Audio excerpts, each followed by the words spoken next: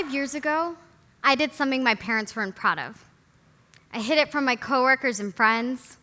It caused my job loss, a breakup, and a major therapy bill. But it helped me find my purpose. I started working out. Psh, mind-blowing, I know, right? This thing that they say causes you to lose weight and gain muscle can also totally disrupt your life. Side effects include learning how to trust yourself, becoming disciplined in your habits, becoming an unstoppable leader. Meanwhile, I was just trying to find myself. There's so many of us that go through these new life stages where we feel like we're settling. Like if we could find that missing piece of the puzzle, then we could take over the world. So we swipe, we scroll, we read the books, we travel the world, all in this pursuit to unlock this human potential. But sometimes we become paralyzed by comparison. I know this. I'm a first-generation Bengali Muslim American. There aren't many girls that look like me that are in fitness, entrepreneurship, or technology. But I always knew there was something different about me. To my parents' dismay, I was always the one breaking all the barriers. When I was told no, I would always find a way. No, you can't play outside. You're gonna get too dark. No one's gonna wanna marry you. Or, no, you can't move out of the house unwed. What will people say? Or my favorite, no, you have to stop working out. You're turning into a lesbian. Are you a prostitute? You see, this picture on the screen right here is what she saw that warranted that question after it went viral on the internet. But no, Mom, I run a tech startup. But you see, this picture right here shows more than just this weight loss transformation. It was this representation of this mental and physical transformation that happens when we shed the societal weight of trying to fit in and letting go of these fears of not feeling good enough. It's like whenever I entered into these crowded gyms, it felt like this church of wellness. Everyone was on their own pursuit, their own path, showing up every day just to get stronger. And they were surrounded by this community of doers. I wanted that. I wanted that in all aspects of my life. My work, my relationships, in the world. But I didn't have a clear path to what I wanted to gain or lose from this experience. I just knew by vulnerably surrendering to the journey, I was gonna unlock this ultimate life hack to success, which is trusting myself. You see, when we choose to create motion by creating action, we let out this breath of anxiety and let in opportunity.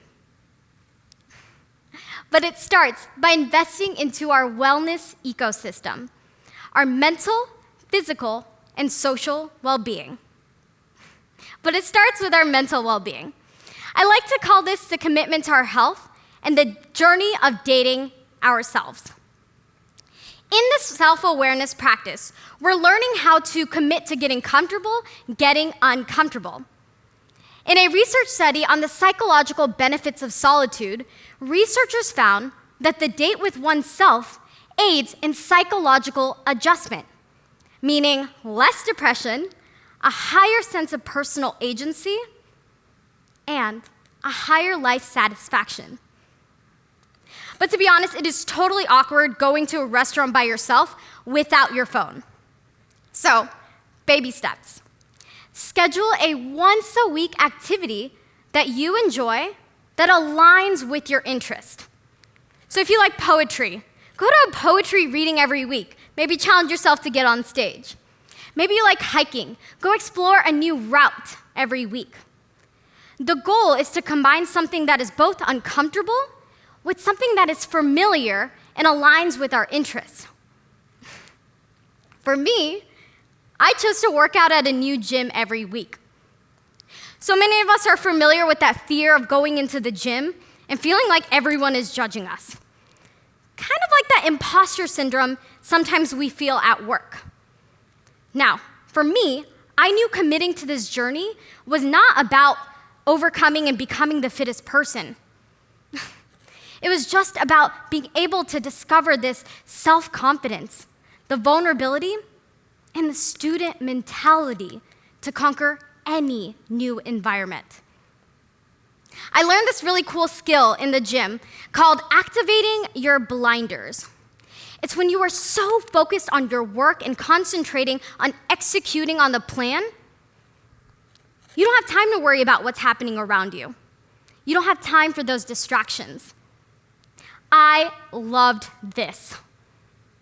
It was so powerful because I had so much control over my actions and my mindset. And I saw this transferring into everything I was doing at work and in my relationships.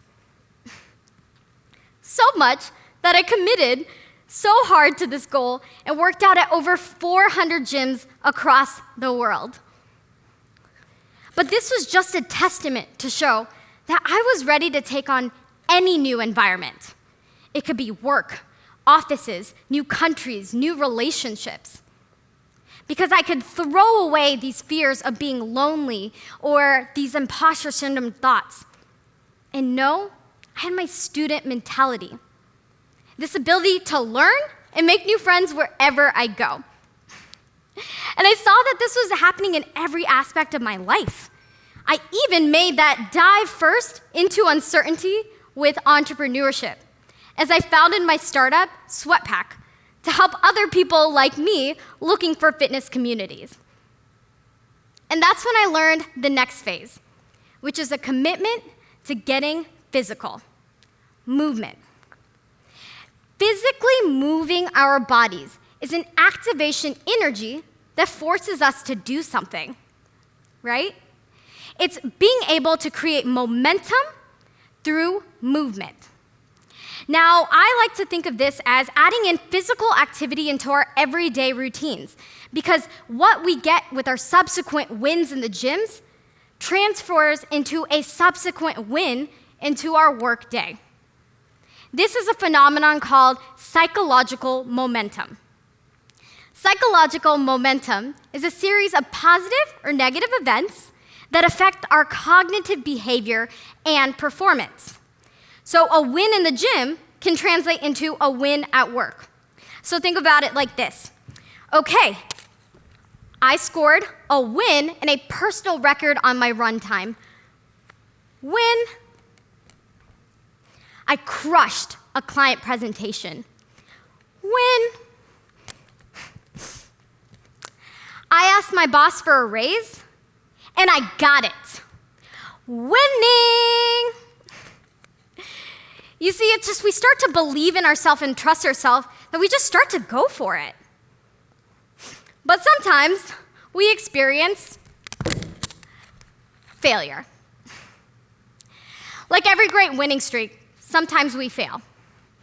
But that's what fitness teaches us, resilience, the ability to get back up and get moving.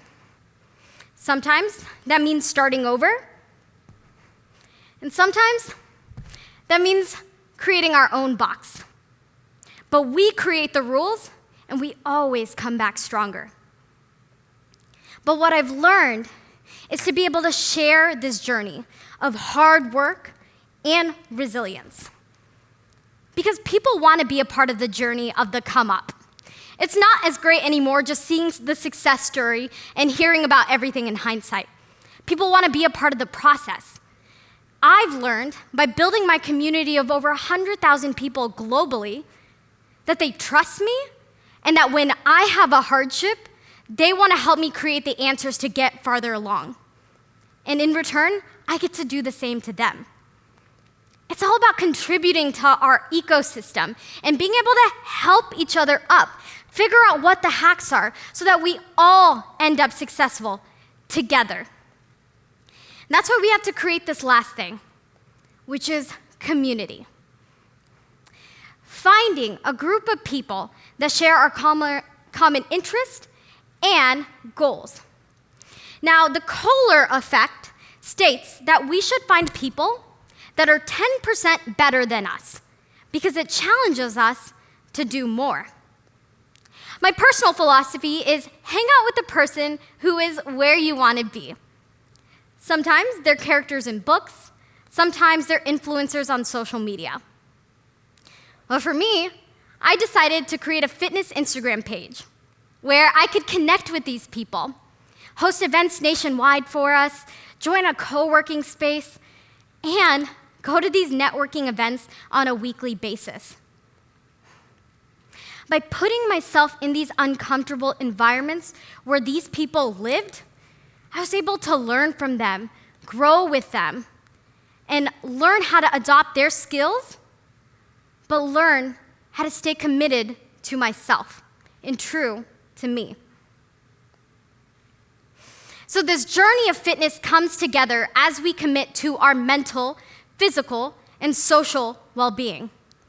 Learning to get comfortable getting uncomfortable. So you see, it's definitely impacted my life.